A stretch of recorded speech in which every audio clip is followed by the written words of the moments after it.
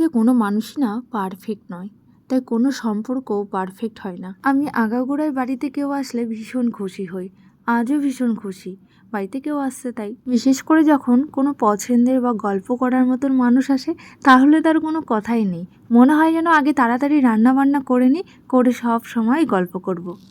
তোমাদের কেমন লাগে অবশ্যই জানিও। ওটস, আম এগুলো আমি একটু ভিজিয়ে রাখছি। এটা আমার আর সারার হচ্ছে ব্রেকফাস্ট। আর এমনি ওটস আম দিয়ে টক দই দিতে ভালো লাগে, তার মধ্যে যদি এরকম একটু ড্রাই ফ্রুট দেওয়া হয় তো আরও বেশি টেস্টি হয়ে যায়। সারাও ভীষণ পছন্দ করে। আমি একটু ঢেকে রাখলাম, একটু পরে খাবো। আমার রান্না কমপ্লিট, সে ঘরে খাওয়া হয়ে গেছে। ওইদিকে টিফিনটা নিল দাদার জন্য। আজকে অ্যাকচুয়ালি বৌদি আসছে, তো ওই জন্য আর কি বৌদিকে বলেছিলাম রান্না করতে হবে না, তাই দাদার জন্য খাবারটা পাঠিয়ে দিলাম। আর ওরা চলেও এসছে। আমার সব কাজ যদিও কমপ্লিট হয়নি এখনও ওই 10:30 মতন বাজে, আর সারা জানেই না যে ওরা আসবে। চুপ চুপ করে আসো। ওরে বাবা, জড়িয়ে ধরে সবাই মিলে সকালের খাওয়া দাওয়াটা কমপ্লিট করে নিলাম। আর রান্নাঘরটা পরিষ্কার করে নিয়ে আমি ঘরটা মুছে স্নান করে আসলাম। স্নান করে এখন পুজোটা দিয়ে নেব। আর সারা এখানে টিভি দেখছে, তিহায়ও আছে। ব্যাস টিভিটা দেখলে একটু শান্ত থাকে। আর আমাদের দুপুরের খাওয়া দাওয়া বলতে বৌদি একেবারেই খেয়ে নিয়েছে, সকালের খাবার দুপুরের খাবার একসাথে। আর আমি এখন সারাকে খাওয়াচ্ছি, দেন আমিও খেয়ে নিচ্ছি। এই যে সারাকে খাওয়ানোর পরে আমি খেয়ে নিচ্ছি। কোনো সময় কি হয়, আমরা এক থালাই খেয়ে নিই।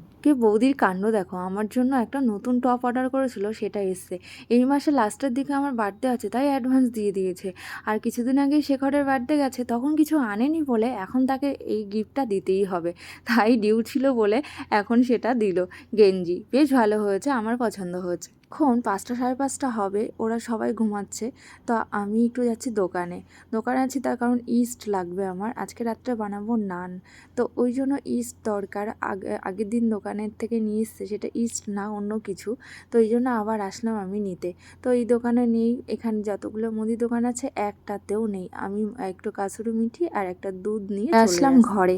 মেন যে জিনিসটা দরকার ছিল সেটা পেলামই না, কারণ ওটা ভিজিয়ে রাখতে হবে, আটা মেখে রাখতে হবে, অনেক ঝামেলা আছে, অনেকটা টাইম আটা মেখে রাখতে হয়। তারপরে কি আর করব, দুধ কেটে গেছিলো। বৌদি আসার সময় 1 লিটার দুধ নিয়েছিল, পুরো দুধটাই কেটে গেছে।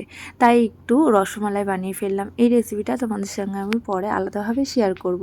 তারপরে একটু বানিয়ে ফেলছি বাটার পনির।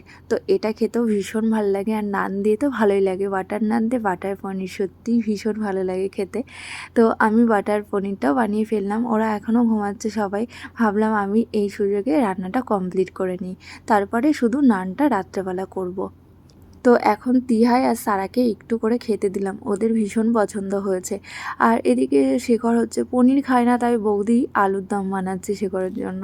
তো ও প্রথমে বলেছিল আমি পনিরের গ্রেভিটা খাবো, তারপরে বলছে আমার জন্য তাহলে কিছু বানাও। বৌদি বললো তুমি এত কিছু করলে, তাহলে বসো আমি আলুর দমটা বানাই। আমি একটু সারাকে পড়তে বসালাম, কারণ এর আগে 2 দিন পড়তে বসানোই হয়নি।